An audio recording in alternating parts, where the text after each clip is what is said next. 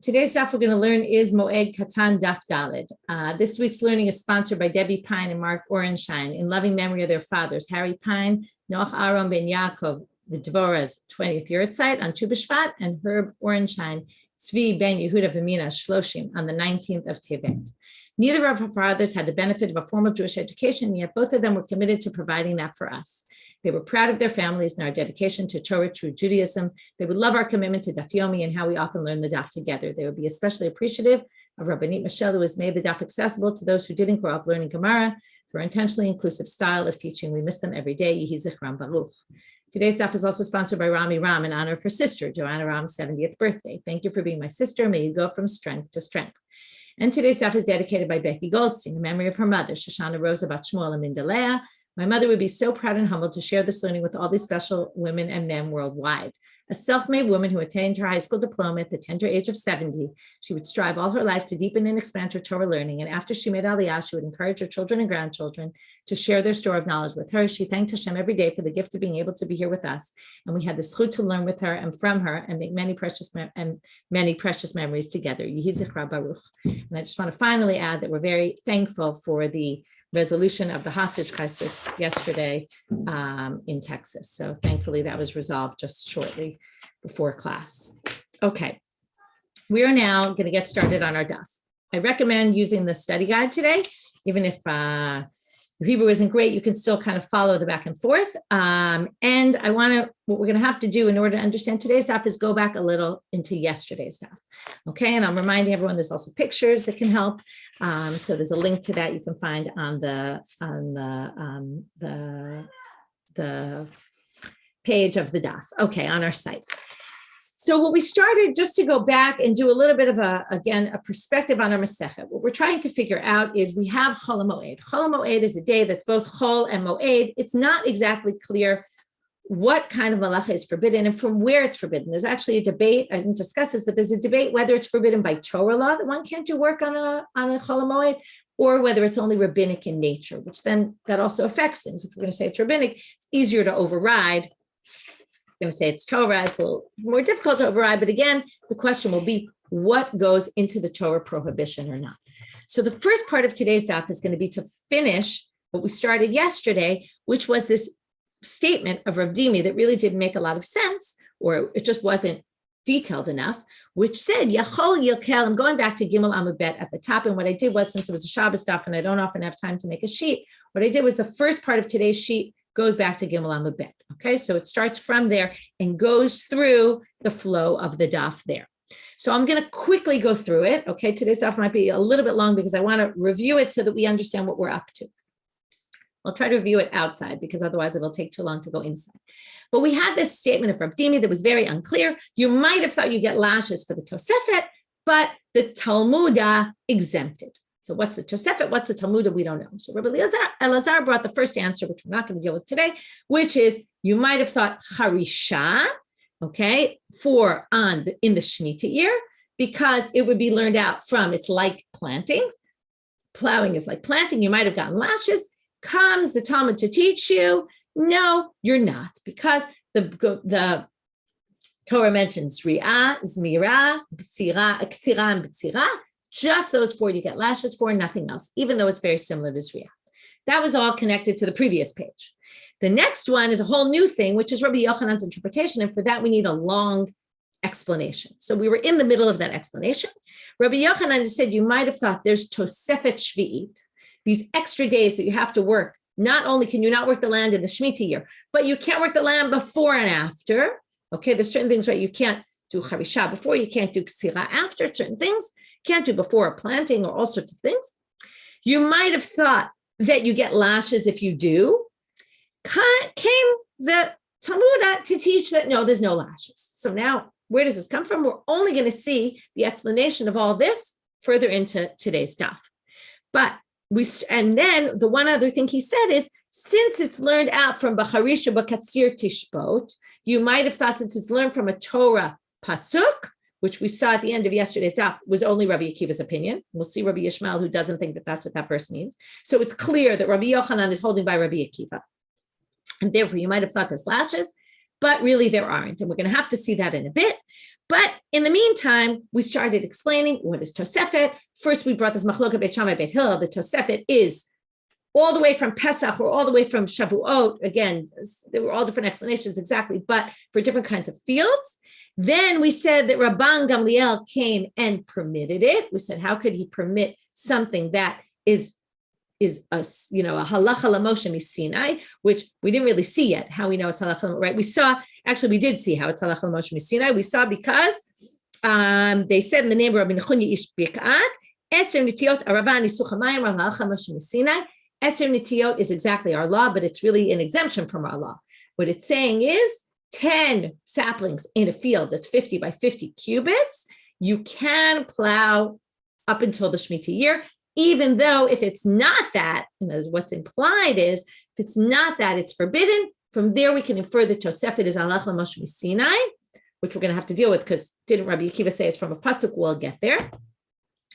And then, so we said again, we had Beit Shammai Beit Hillel come and forbid. We have Rabban Gamliel comes and permits.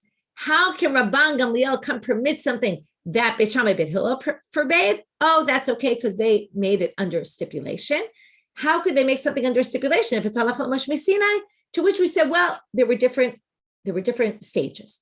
First, we had Tosefet, and that Tosefet was 30 days before, and that was learned halacha l'Moshe miSinai.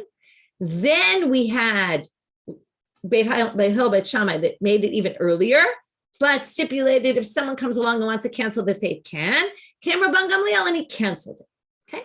So now what we want to understand is our question is, wait a minute. Who says this is halacha l'Moshe miSinai? Doesn't it come from a pasuk? And that's where we ended yesterday's daf, which is, it actually says Ditanan should be Ditanya. It's really in a Braita. It's found in a Mishnah in a little bit of a different formulation. But it's really from this language is from a Braita. I'm now starting 4 lines from the bottom of Gimel Amud Bet. I hope that review was helpful because again, it's very hard to start right in the middle. Who could remember all the details? So Rabbi Akiva, so we're in the middle of this, which is basically, there was an assumption. There was halacha l'Moshe miSinai first stage, right? Then Beit Hillel Beit Shammai added on. Rabban Gamliel got rid of the add-on, and we're left back with halacha l'Moshe miSinai. How could you say it's halacha l'Moshe miSinai? Doesn't it come from the pasuk b'charishu b'katzir tishbot, as Rabbi Akiva said, which is this pasuk charishu b'katzir tishbot, which again we learned is in the context of Shabbat, but it doesn't make any sense in the context of Shabbat because we already know don't do any malacha, and why would these two be singled out? We already know these are part of the malacha. Must be talking about Shemitah, but if it's talking about Shemitah, it already says don't plant in the Shemitah year, so you don't need, and don't cut in the Shemitah, don't reap. So we already know that. So you don't need the pasuk for Shemitah. So if it's not talking about Shabbat, it's talking about Shemitah, but it's not talking about regular Shemitah, because we already know that. It must be talking about Tosefet, that you can't do Charisha and Zri'ah and planting and plowing. You can't do them even before the Shemitah year. So that's Sharei Kvar Ne'amar. So Ein Tzarich Lomar, Rabbi Akiva says, Charish v'Katzir Shel Shvi'it. You don't need to tell us that. Sharei Kvar Ne'amar, Satchalo Tizcha v'Karma Chalo Tizmol. And therefore, Ela Charish Shel Erev Shvi'it Shenichnas L'Shvi'it. Okay, we're talking about the Charisha of Erev Shvi'it, which is going into the Shemitah year. V'Katzir Shel Shvi'it She'yatzah L'Motzei Shvi'it. And the Katzir is forbidden when it's beyond the Shemitah year, okay? Meaning after the Shemitah year, you can't reap what grew in the Shemitah year. So there's Tosefet before, there's Tosefet after. So now the question is, we're in the middle of a question, how could it be halacha l'Moshe miSinai if it's learned from this verse very clearly? So we're going to have to deal with it. But we're still in the middle of the bright. Rabbi Yishmael Omer, he has a different approach. He says, B'charisha b'katzir tishbot has nothing to do with Tosefet Shvi'it. He goes back to the original. It's talking about Shabbat. But what is it talking about Shabbat? We already know this. So what does he say? It's coming to teach you a different halacha. It says Charish and Katzir. Charisha is plowing, Katzir is reaping. So what does he come to teach you? Since the two words are juxtaposed, what's true for one must be true for the other. Ma charish reshut. There's no such thing as plowing for the sake of a mitzvah. There just isn't. There's no mitzvah that requires plowing, because plowing is a precondition to doing all sorts of things. You don't have to ever plow for a mitzvah. So therefore, since it says b'charisha b'katzir tishbot, one cannot work by doing plowing or reaping. Well, just like charish is only reshut in this pasuk, it's only optional plowing because there is no such thing as for a mitzvah. Av katzir reshut. Also, the reaping in this verse must be referring to optional reaping. which means Yatzak Sira Omer Shi Mitzvah. If you remember, we've talked about the Omer. It has to be cut on the night, right? Generally, they would do it the night of the 16th. So if the night of the 16th comes out on Shabbat, the 16th of Nisan, you're allowed to do it even on Shabbat. Okay, that's what it comes to teach you. Which is actually talking about resting, is coming to teach you a case where you don't have to rest, where you're allowed to do something on Shabbat. The mitzvah overrides Shabbat. That's what he learns from this verse. So now, but ignoring Rabbi Yishmael right now, we have Rabbi Akiva who says the law of Tosefet is derived from Torah law. So Ela Amarav Nachum Bar Yitzchak Ki Gemire Hilchata.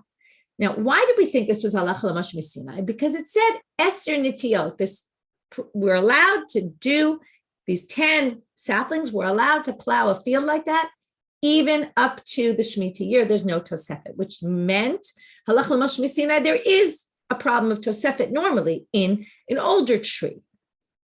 So what do they say? Rav Nachum Bar Yitzchak says, "Oh, don't worry. That halacha l'moshe misinai wasn't teaching you the law of Tosefet. The law of Tosefet is learned out from the Torah." But the pasuk was forbidding older things, right? Anything that doesn't have this heter. Came to permit something. It wasn't coming to forbid, it was just coming to permit. The actual forbidden was already from the Torah. To which they say, right, they came on the Hilchata Mishrei. So now the Gemara questions this and says, wait a minute. No, we don't like to read this way. And the truth is I could see arguing either which way. Now, when halacha l'moshe misinai comes to teach you that 10 nitiot are permitted because they're young, it's basically saying, but anything more is forbidden. And therefore, it really does seem like the halacha l'moshe misinai is coming to forbid Tosefet, but halacha l'moshe misinai, and not from the Torah. You can't have something also learned out in the Torah and also halacha l'moshe misinai. So we're still a little bit stuck. So we have a simpler answer now. Rabbi Yishmael and cry Rabbi Akiva. This is the obvious answer. Rabbi Akiva, who takes the pasuk b'charisha b'katzir tishbot and thinks that's talking about Tosefet, he clearly learns it from the Torah. Rabbi Yishmael, who doesn't have a verse in the Torah to learn from because he thinks b'charisha b'katzir tishbot is talking about Shabbat, then he holds halacha l'moshe misinai. So each have a different track of how to learn it. So that's why when we talked before about it's halacha l'moshe misinai, that's only Rabbi Yishmael. The pasuk learning from the Torah is Rabbi Akiva. We have a split in how to learn this halacha. Okay, now circle back to Rabbi Yochanan. So that was all. We got into all this because we had a question on the fact that the Gemara said it's halacha l'moshe misinai. We said, but isn't it learned from a verse? To which we explained, there's some who think this, there's some who think that. Fine. But now let's go back to Rabbi Yochanan. Again, I want to read Rabbi Yochanan on Daf Gimel Amud Bet so that you remember everything he says. Again, he was trying to explain Rav Dimi, who said you might have thought you get lashes for the Tosefet. Came the Talmud and exempted us. So now Rabbi Yochanan says, what does this mean? Yamim shosifu chachamim. I'm on line 8 of, I think it's 8 of Daf Gimel Amud Bet. Yamim shosifu chachamim lifnei Rosh Hashanah. The Tosefet is the days before Rosh Hashanah. The hachi ka'amar. This is what he really meant to say, Rabbi Dimi. Yachol yilkel Tosefet Rosh Hashanah de'atimi b'charisha b'katzir tishbot. Clearly he holds like Rabbi Akiva because it's learned from the verse of b'charisha b'katzir. But the Torah exempted. Now we're going to get to that. Now, while we were learning this whole thing, what did we learn about? That there was Beit Hillel, Beit Shammai, and then Rabban Gamliel came and exempted. Now, until now, we thought that what did Rabban Gamliel exempt? Well, there was the Torah law, B'charisha b'katzir Tosefet. Okay, I'm establishing this because in a minute we're going to give a different explanation. And until now, we thought, Doraita Torah law, we have Tosefet, which is 30 days before and 30 days after, let's say. Then came Beit Hillel, did it till Atzeret, or from Atzeret or from Pesach, right? Much earlier. Came Rabban Gamliel and got rid of what Beit Hillel and Beit Shammai suggested, right? And then we're left with the regular din of Tosefet. But comes Rabbi Yochanan, he explains it differently. Rabbi Yochanan Amar, Rabban Gamliel ubeitino. This is a fascinating line, okay? Very interesting to think about. And if you think about the way D'oraita works, Torah law works. Mid'oraita batil lehu. They got rid of all Tosefet by Torah law. There is no Tosefet by Torah law. Maybe rabbinic law, maybe, I don't know, it's not clear even, but there's no Tosefet by Torah law. How could they do this? And it's very odd that there would be something forbidden by Torah law, because we're going with Rabbi Akiva's train of thought. b'charitzu b'chatzir tishbot. In a later generation, the rabbis come and override this Torah law. Now, this is going to sound a little bit crazy. And in fact, Rav Ashi is going to totally knock this out and say there's no way you could do such a thing. But Rabbi Yochanan thinks that you can. So I want you to follow and hear what he suggests. My time. For what reason? How could he take B'charisha B'katzir Tishbot, which we learned to be Tosefet, and say we're overriding this? And it's really not. Well, he does it with what we call Gzera Shava. Gzera Shava is when one word appears here and one word appears there, and it's the same word. We're going to learn from one to the other. Whatever's true for this is true for that. So now, what does he say? My time. Gamach Shabbat, Shabbat Mishabbat Bereshit. It says Shabbat, Shabbato when it comes to Shemitah. And it says Shabbat, obviously, by Shabbat Bereshit is just another way of saying Shabbos, what we call Shabbat. Okay. And what he's going to say is, we're going to learn the laws of Tosefet and the fact that there is no Tosefet from Shabbat. Now, you might be thinking, wait a minute, we have Tosefet Shabbat. So hold off on that for one moment. I'll explain that. But right now, assume there is no such thing as Tosefet Shabbat. And he says, Ma lahalan hi asura, but Shabbat itself is asur, but lefaneha ula'achareha mutarim. But before Shabbat and after Shabbat, right? Let's just make it simple. Friday, is it forbidden to do malacha? No. Sunday, is it forbidden to do malacha? No. So just like before and after, it's permitted. Avkan, likewise in Shemitah, hi asura, the Shemitah year is forbidden, but lefanea ula'achareha mutarim. But before and after are permitted. So now I know you're thinking, but we have Tosefet Shabbat. And we've learned about this before. Remember, we learned about Tosefet Yom Kippur. We said it also exists by Shabbat. So number one, the Rambam actually only mentions Tosefet by Yom Kippur and not Shabbat. And according to the Rambam, it seems like he doesn't hold Tosefet Shabbat at all. But what about everybody else who does? So some of the commentaries explain, what's Tosefet Shabbat? How much do you have to add on to Shabbat? Very little. A little bit of time. Not a significant amount of time. But how much do you have to add on to Shemitah? A whole month. That's a significant amount of time. So what they say is, yes, there's Tosefet by Shabbat, but it's very minimal. It's like any little amount. You can add a minute. That's enough. So when we say we're going to learn it from Shabbat, meaning it can't be a significant block of 30 days. That's serious. That's like saying, that's why I specifically gave the example, Friday. It's like saying Friday and Sunday, you can't do work either. Nobody says that. Maybe they say a minute of Friday, a minute into Sunday, but not more than that. And therefore, we're basically going to say that we got rid of this halacha. Okay, I see you're asking about what about Atzeret from that was all Beit Hillel, Beit Shammai, which for sure we don't keep anymore. Okay, nobody really holds that anymore. So we're not going to deal with that one. But the point is, or maybe you'd say, maybe it's also to get rid of that. It's just to say anything significant, whether it's the 30 days, the 4 months, the 6 months, either which way, we don't have an issue of Tosefet. So what's fascinating here, according to Torah law, B'charisha B'katzir Tishbot, you're supposed to add on. We bring a new drasha. Rabban Gamliel says, guess what? We have a drasha, Gzera Shava. That means it's like Shabbat. There is no Tosefet. So we kind of override this Torah law by using a Gzera Shava, which is very radical to think about.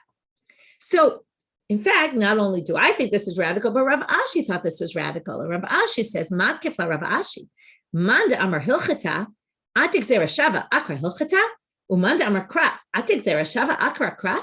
He says, whether you are Rabbi Akiva and you hold it comes from the Torah, or whether you're Rabbi Ishmael and you hold it, it's Halacha L'Moshe Misinai. Either which way, how can you have a Gzera Shava come and totally override a Torah law or totally override a Halacha L'Moshe Misinai? Not possible. So Rav Ashi rejects his understanding of Rabban Gamliel and what Rabban Gamliel did. But before we go into Rav Ashi and his explanation, he's going to give a new explanation for what Rabban Gamliel and his Beit Din did. But before we get there, I just want to make clear where we're up to in our structure, because we started with Rav Dimi came and said this statement that we didn't understand. Rabbi Elazar said it was talking about Harisha plowing on the Shemitah year.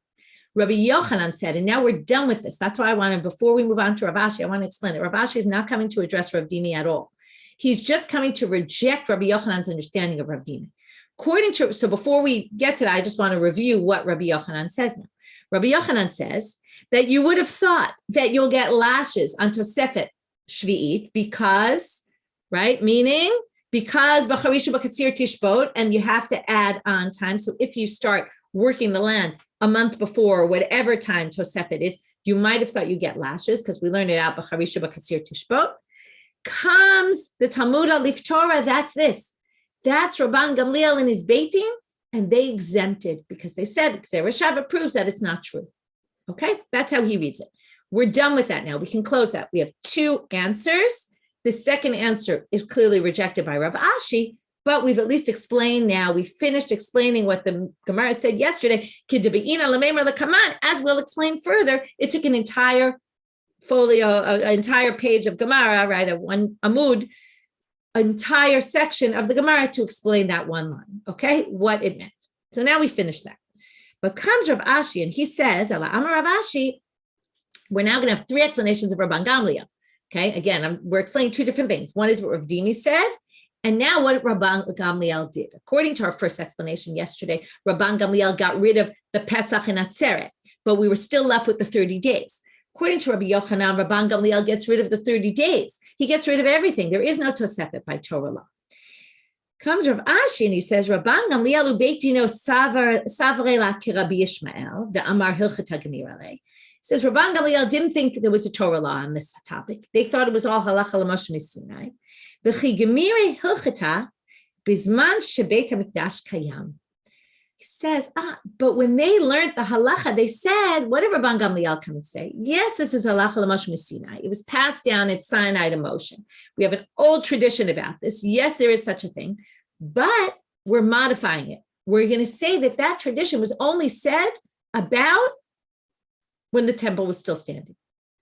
It was halacha l'moshe misinai specifically for temple times. And therefore comes Rabban Gamliel and he says, I'm going to skip the next three words and we'll go back in a second. But comes Rabban Gamliel and they say, listen, there's no longer a temple. Now we don't need to do this anymore. So when they uprooted it, they didn't uproot it, they redefined it. They said it's only for when the temple's around. So now that we're living in a time where there's no temple, we don't have Tosefet Shvi'it. Now, where does he get this from? Dumia, I'm going back to those three words I skipped in Isuch HaMayim. If you remember, maybe you don't, but let's look back. When we quoted Rabbi Nechunya Ish Begat Beit Kortan, who said these 10 nitiot are halacha l'moshe misinai, it was in a list of two others. What were the two others? Isuch HaMayim and Arava. Both of those are mitzvot that only happened in the temple. The Arava was they put the Aravot, the willows, around the willow branches, around the altar in the temple. And the other is the Nisuch HaMayim, the water libations they did in the temple. So this is listed with all other things that are done only in the temple. Comes Rabban Gamliel and he says, this is only in the temple. That's Rav Ashi's explanation.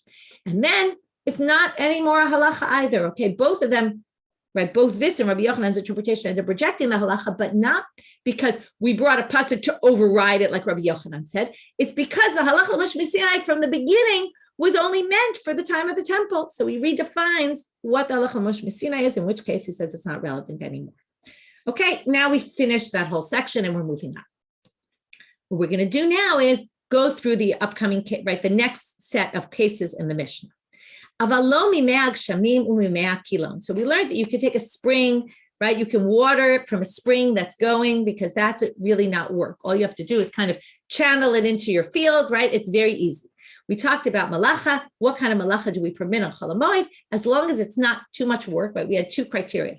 Number one, it has to be, again, this is the Mishnah. We saw there were some other interpretations as well, other opinions, but our Mishnah basically sets that. Number one, it has to be davar ha'aved. It has to be a field that needs water. If you don't give it water, it will get ruined. Then you could do it on Chol HaMoed. However, there was one caveat of that, which was only if it's not too much work. If it's too much work, you're not allowed to do it. So what wasn't allowed? These were the cases that weren't allowed. Not from a cistern full of rainwater, or not from mehakilon. Okay, this is water that they would take out with a shaduf. Okay, you can Google it and see what a shaduf is. Shaduf is a kind of pulley system that they had with a pail to go all the way down into a pit where there was water and draw it up, or a well. Okay, now you would do this in a way. It was a lot of work to do. Okay, I mean, yes, there was a pulley, but you had to work the pulley. It wasn't so simple. That's tircha yetera. So the Gemara says, Bishlama me kiloni ka tircha yetera. But if you have a cistern full of rainwater, it's usually pretty much full to the top. That's the assumption here, which means, right, a well has water all the way down and you have to draw it out. That's work. But rainwater is not so much work. So why is it forbidden? We're going to have two answers to this question. Amar Rabbi Eli, Amar Rabbi Yochanan, Gzera mek shamim atu mekilon. He says we forbid a cistern with water because even though normally you don't have to draw it out with a pail, or even if you do, it's right at the surface, it's very easy, but it still is a cistern with water. It's very similar to a well with water. And if we permit that, you might think that you can also do the well. So really, according to this interpretation, there's really no problem with it. It's only what it might cause you to come to do. That's the first answer. But Rav Ashi Amar, make shamin gufayu lidei me kilon atu. Now, rainwater in a cistern, who's to say it's always at the top? You could end up with a situation where there's not a lot of rain and the level is very low. And then you'll have to put a pail in. So it itself can become like a mekilon. Not that it's a gzera. We forbid this in case you'll think you could do that. No, it itself could actually become a problem. So now the question is, what's really the debate? What do they debate here? They debate this case, or when would there be a practical difference between them really, which is, the Amar Rabbi Zera, Amar Rabbi Bar Yirmiyah, Amar Shmuel, he passed down the name of these people, Naharot hamoshchin mayim min ha'agamim. If you have a stream that's getting water from a lake or from some sort of body of water, mutar lashkot mehem b'chol moed. Okay, you can get water from here, okay, from a pond maybe. So if you have a stream that's coming from a pond, you're allowed to take water from here on Chol Moed. Now, what's that a case of? This is rainwater, basically. The pond is rainwater, and it's causing this stream to go into your field. So that, now, who does this match? Well, they're going to say, Mar itle de Rabbi Zera, Mar leitle de Rabbi Zera. The one who says that it's a gzera, we're not going to permit water from rainwater like this pond to water your field, because if we allow that, you might, right, even though you're not drawing it out with a pail, it's because you might come to think that you can get it from a well. Well, this would be forbidden because this is the same kind of thing. It's still rainwater. But if you say that it's because this could become a situation where you're going to draw it out with a well, this will never become that situation. Okay, and we'll see in another minute or two that we're talking about a pond that's always full of water. And because of that, there's no concern at all that this will turn into a situation where you'll have to pull it up with a pail, in which case it's not forbidden, because that is the second opinion. That's Rav Ashi. So Rav Ashi agrees with him, and the other opinion doesn't agree with him because he says, no matter what, it's still, you have to make a gzera, because if we allow this, people might come to think we can allow the other. Gufa. Now we're just going to read this a little bit more in depth. Amar Rabbi Zera, Amar Rabbi Yirmiyah, Amar Shmuel. Now, so that's just what we read.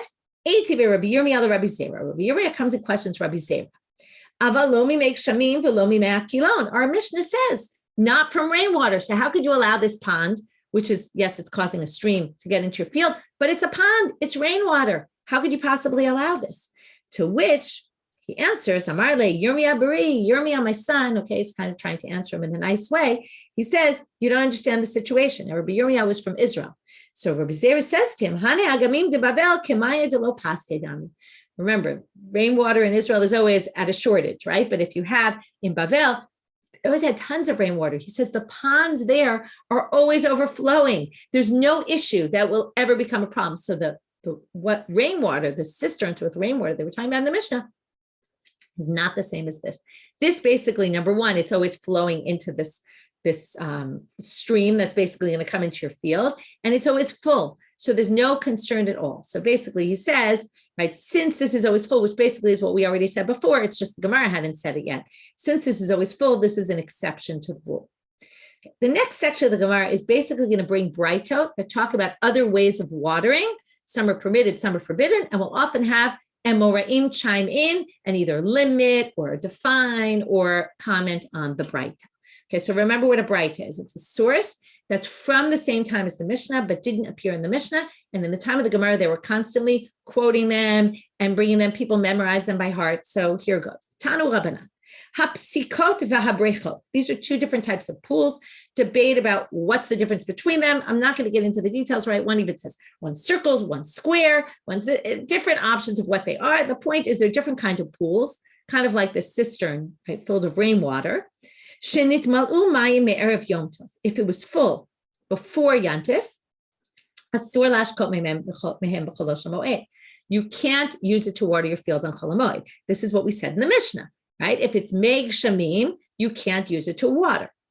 But it says, Ve'im hayta amat hamayim overet benehen mutar. If there was a channel that went between them, that was constantly bringing water between them from one to the other, and from there you could take the channel and go into your field, you can do that. So Amar Papa, it all depends, right? The point is here that there's constant water flowing back and forth. And again, there's no concern that you're going to need to take it out with a pail because there's constantly water flowing into this channel and you're just basically getting the water from the channel as opposed to getting it straight from the rainwater, right? Where you might have to then use your pail. So now, or it looks like, a case where you would use a pail and then there's a gzeira, either which way you look at it.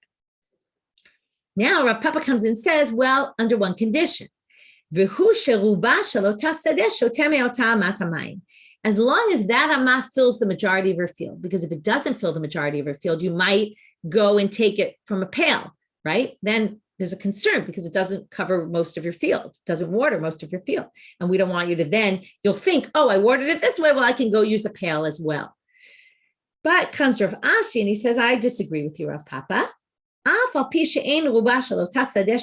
Let's say there's not enough water in the channel to irrigate your entire field. However, what does he say? Right? We look at things for the long term. In the end, there is a flow going through. So it might not have a huge amount of water that can do the majority of your field. But if the water runs out today, you know that tomorrow there'll be more water coming through that channel, right? If you take out all the water, tomorrow it will fill up again. And therefore, Meimar Amal, that's kamash chava'atya. The water's always streaming. So maybe it's not enough of a flow right now to do your entire field. But by tomorrow, there'll be more water. So therefore, he will say, or she will say, the owner of this field, Ilo shatya l'chad yoma, tishya l'treo l'tzlata yoma. You're sitting there on Chol Hamoed. You want to water from this channel. So you'll open the channel, you'll let the water go into your field. It'll do part of your field. The next day, it'll fill up again. So you'll do more the next day and the third day. In other words, over the course of 3 days, let's say it fills only a third of your field, but in the course of 3 days, you could water your entire field. So therefore, since it's a constant stream of water, even if it's not enough to cover your entire field for the day or the majority of your field for a day, Rav Ashi says it's still sufficient since there's constantly water flowing back and forth. Tanu Rabbanit, next case. Brecha shenotefet mayim mistei beit hashlachin zo. I have a field, let's say, that's high up, and I have water, okay, a stream pouring water into that field. From my field that's high up, the extra water drips down into a lower field. So the person in that lower field, or let's say I have 2 fields, whatever it is, it drops into a pool in that field. From that pool, I'm allowed to water the bottom field. Okay, that's what it's saying here. So now the Gemara says, Vahavida de Pascha, but wait, at some point that stream's going to stop. So then we're going to have the same problem. You're going to end up having to, right, go into, right, and that's what's going to happen. It basically, right, Medina's saying there's a good picture for this. It basically goes into the stream and then into the pool. If the pool, right, the water stops dripping, what we're going to end up, you're going to have to go in with a pail, and then it'll come to Tirchiyatera. So what do they say? The case is where you can only do it if it's still dripping down from the upper field. Abaye says as long as there's still a stream going up above. If it's just dripping down, but the water supply is finished up above, then you can't, because again, you're going to come to the same problem. But if it's coming from a stream that's constantly flowing and the flow is still going, then you're allowed to use it to water your field. Again, we still have the same concepts are behind all these cases, so, right? That we don't want you to come to a situation where you're going to have to pull it up with a pail. Tanya, another bright. Rabbi Shimon ben Menashe Omer. Again, what are we always concerned for? Tirchiyatera. So the tirchi atera we've been talking until now is having to put the pail low into this cistern or whatever it is and pull it out. Now we're going to talk about a different tirchi atera. You have two beds of vegetables or whatever they are, fields, that one is above the other.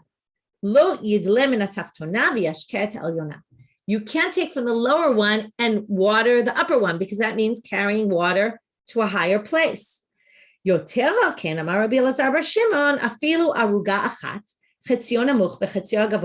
you have in one area, but there's one a little bit higher, one side of it is higher, one side is lower, you still can't take. You can never have to go up higher, okay, even if in the same bed of vegetables, because that's already too much work. Tanu Rabbanan. Now we have another bright. Now we get to something we haven't discussed yet.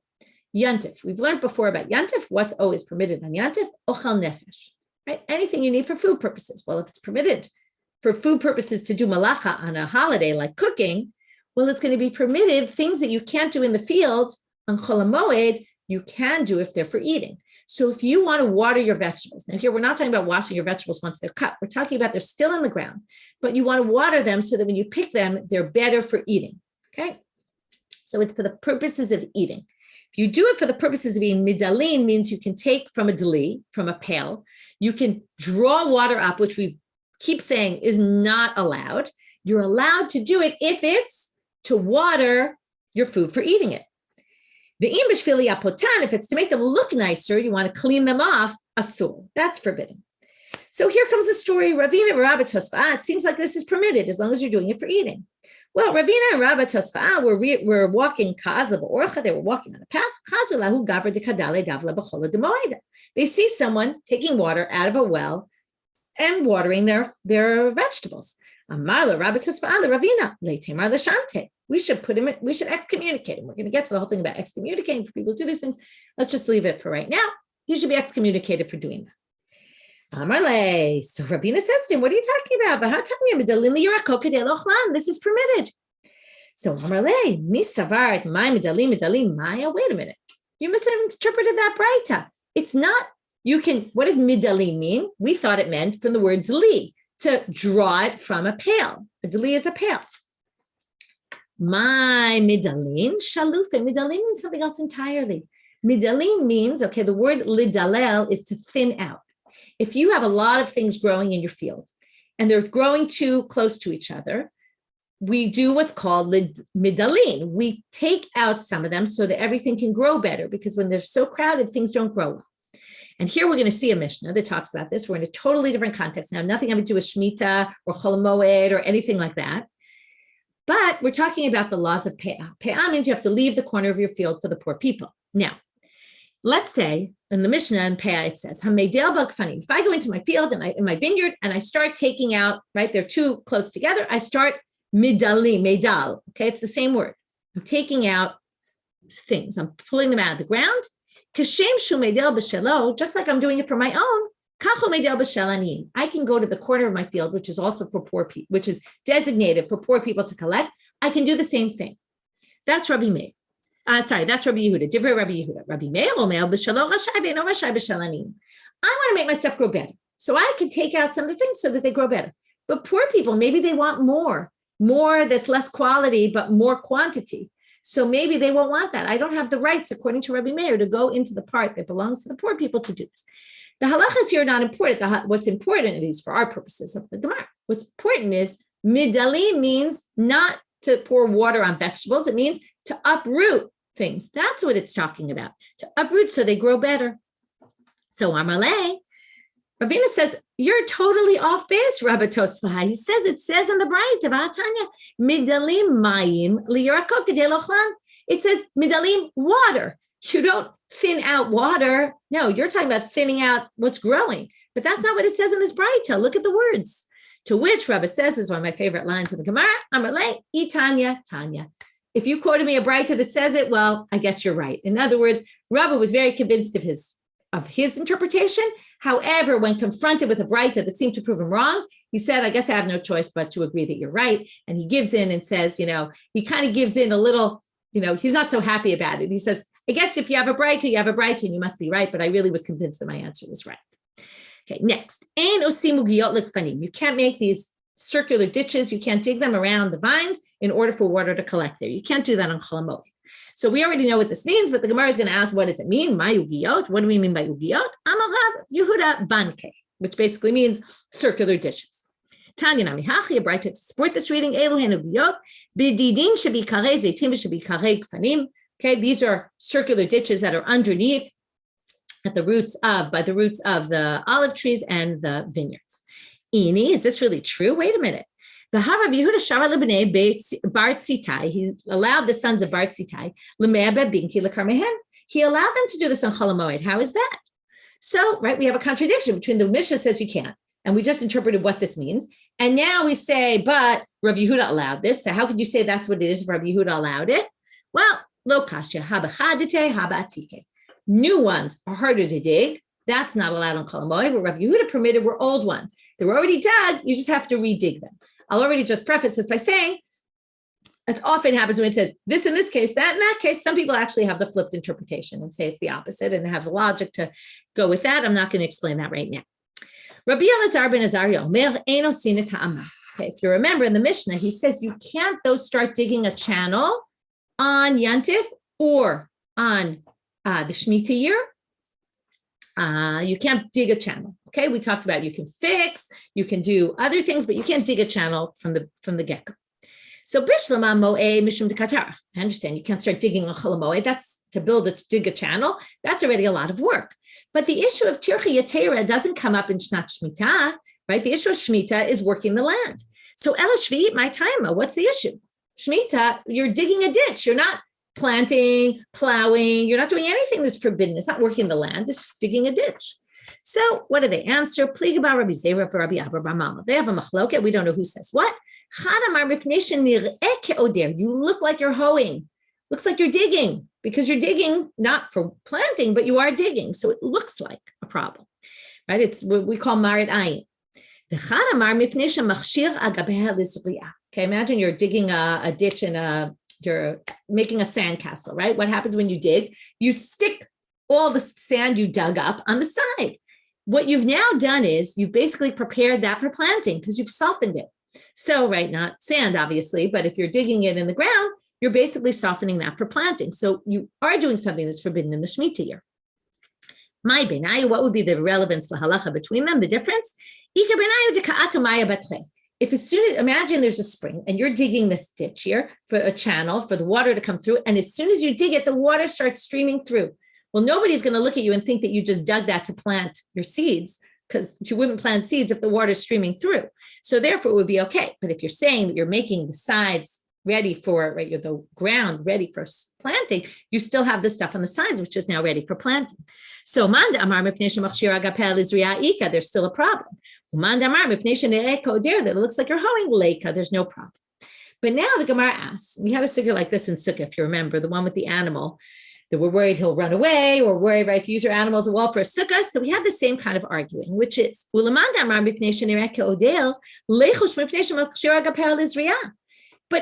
if you say your concern is hoeing, your concern can't just be that it looks like hoeing and now the water's coming through, there's no problem. Still, you put the dirt on the side and now it's ready for planting. So he can't ignore that issue. Even though he doesn't think that that's the main issue, he still can't ignore it. It's still happening. So how could he permit this?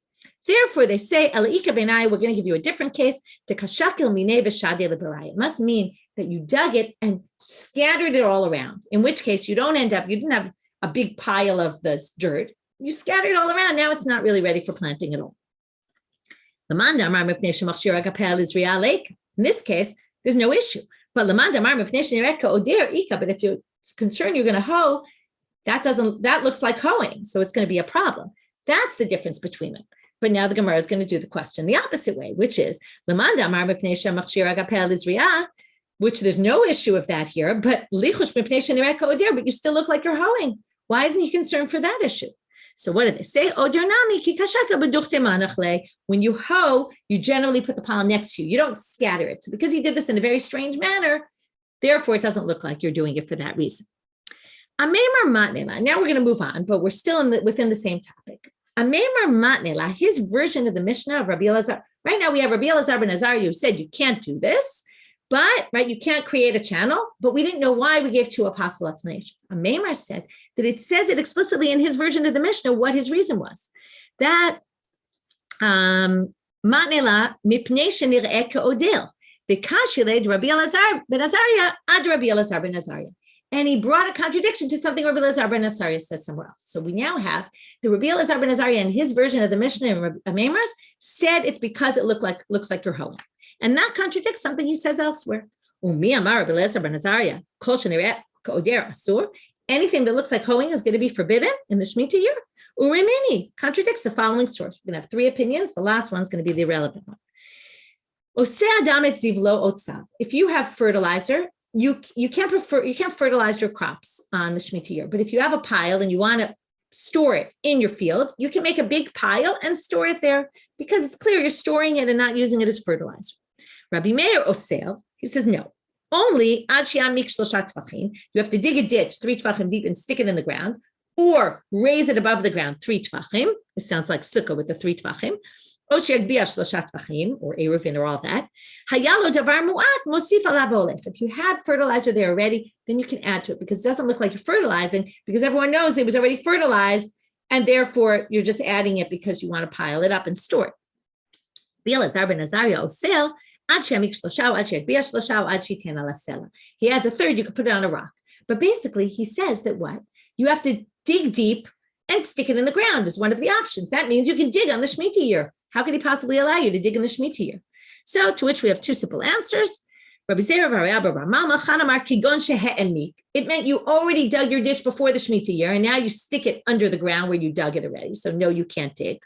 Or it doesn't look like you're hoeing because as soon as you hoe, you stick the fertilizer in, which makes it clear that you're not using it for hoeing purposes.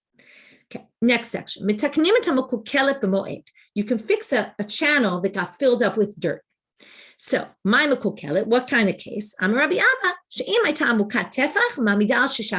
say it was 6 deep, and then it got filled up with dirt up to a tefach. You can dig 5 tefachim under and undo it. That's okay. To which the Gemara says, okay, well, let's start bringing other cases. This gave a certain amount. What if we go this way, that way, etc.? Pshita, it's obvious that if it was chatzi tefach al shlosha tefachim, it was 3 tefachim deep, now it's half a tefach deep, and you want to dig down to 3, you definitely can't do that. No water is going to pass through a 3 tefachim deep ditch. It's nothing. So therefore, right, we always have 3 tefachim is nothing really. So therefore, you can't do it because it's not a lot of work, but it's useless. You're not going to get water to go through in any case. Tefachim al shnei masal, if it's 2 tefachim, but it was originally 12 deep and you want to dig down another 10, that's clearly too much work. Low. Tefachim al shiva mahu, but what if it's 2 deep now, but it was 7 deep? So you have to dig 5.